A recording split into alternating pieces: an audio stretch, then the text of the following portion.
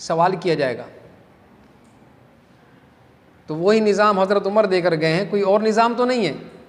तो क्या हम सोचें हम उस निज़ाम को लेकर चल रहे हैं?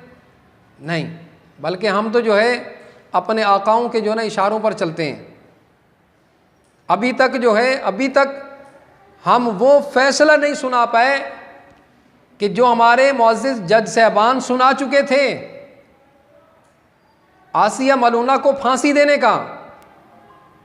2 दफ़ा उसको फैसला हो चुका है कि इस मलूना को फांसी देनी है, सजाए मौत हो चुकी है।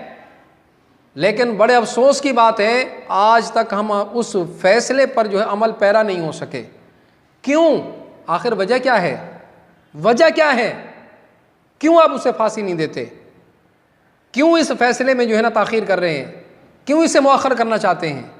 आखिर वजह क्या है? वजह यही है कि आपके पीछे आपके आकाओं के हाथ हैं, आप उनसे डर रहे हैं। अल्लाह और रसूल की आपको जो है अल्लाह और उसके रसूल का डर नहीं है, उसकी नाफरमानी करते जा रहे हो। बहरहाल खुदा के लिए सोचें, खुदा के लिए सोचें। कहने को तो बहुत सारे अल्फाज हैं, लेकिन मैं सिर्फ़ ये इस्लाही बात कर रहा हूँ। तो मेरे भाई, हमने आखिर दुनिया से जाना है, चले जाना है यार, सब कुछ फ़ना हो जाएगा।